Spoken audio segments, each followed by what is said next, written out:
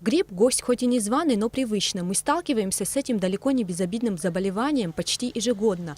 По словам специалистов, в нашей республике количество заболевших простудой в этом году больше, чем в прошлом. В связи с неблагополучной эпидемиологической ситуацией в Грузии, связанной со вспышкой вируса гриппа штамма H1N1, Служба государственной безопасности Республики Абхазия ввела ограничения на пересечение государственной границы с Грузией сроком на 2 месяца. Но несмотря на эти меры, в Абхазии лабораторно выявлено 3 случая заболевания свиным гриппом. Однако больные вовремя обратились в медицинские учреждения, и в данный момент, по заверению врачей, их жизни ничего не угрожает. На данный момент количество больных не превышает обычно сезонное появление вирусных ОРВИ, так называемых. Что касается свиного гриппа, он из года в год появляется у нас, и у нас было 2 тяжелые вспышки свиного гриппа, у больных были тяжелые осложнения в виде пневмонии. Однако бояться этого не надо, то есть это заболевание опасно, если лечиться дома самостоятельно. У нас есть и средства, и возможность лечить эти заболевания, осложнения, и наши пациенты, у нас в отделении 3 пациента лабораторно подтвержденным H1N1, они поступили с тяжелыми пневмониями, они уже идут на поправку, их жизни ничего не угрожает. Самые востребованные сегодня лекарства, за которыми люди чаще всего обращаются в аптеки, это противопростудные и противовирусные препараты. Большинство к нам обращаются противовирусные препараты. Чаще всего берут тамифлю, он самый эффективный сейчас, и другие тоже противовирусные препараты, ингаверин, амиксин, жиропонижающий, парацетамол, нурофен. Что касается заболеваний среди детей, то, по словам главного врача Республиканской детской больницы Игоря Джопо, за прошедшие выходные количество обратившихся в больницу возросло. При этом больных с тяжелыми формами заболеваний не отмечено. Основное заболевание – это острая респираторно-вирусная инфекция, к которой обращаются дети. Есть вирус гриппа, обычный штамм вируса А гриппа, поэтому вот эти основные заболевания, повышение температуры, кашель, насморк, общее недомогание, вот с этими симптомами к нам обращаются.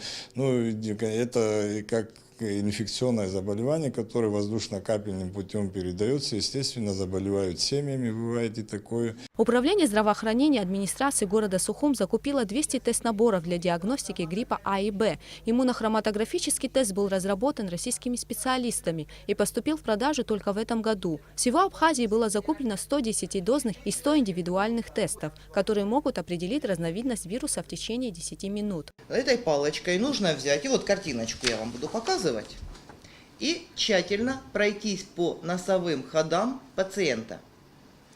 Так, чтобы хорошо, как даже клеточки с носика взять. Затем открыть вот этот флакончик. Поместить эту палочку во флакончик, вот как вот здесь нарисовано. И хорошо-хорошо ею там поболтать. По стенкам флакона, то есть, чтобы максимальное количество материала смылось вот с этого тампона вот в эту жидкость. Выдавить прямо его об стеночки, вот с внутренней стороны. Закрутить флакончик и еще несколько раз вот так хорошо потрясти. Потом вскрываем вот этот пакетик и вносим 4 капли вот этого раствора, после чего ждем около 5 минут. Если появилась одна зеленая полоска, это контроль, и больше не появляется, вот мы ждем 5 минут, мы ждем 10 минут, и кроме зеленой ничего не появляется, значит у нас не грипп. Все, что угодно, кроме гриппа. Если появляется, кроме зеленой, красная полосочка, то это грипп типа А. Если красная не появляется, а появляется синяя полосочка, то грипп типа Б. В ближайшее время эти тесты поступят в Сухумскую республиканскую больницу и в больницу города Гал. Если у пациента выявляют грипп А это один из вирусов штамма H1N1, то врачи с помощью дальнейших лабораторных исследований устанавливают точный диагноз. Как отмечают врачи, распространение вирусных заболеваний в этом году в Абхазии началось раньше. Кроме того, в середине февраля в Абхазии ожидается вспышка кори.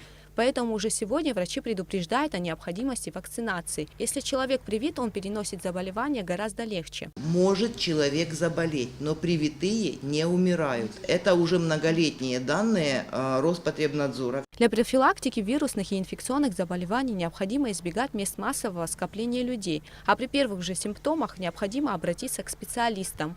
Гугут Савардани, Степан Мартиросян, Абхазское телевидение.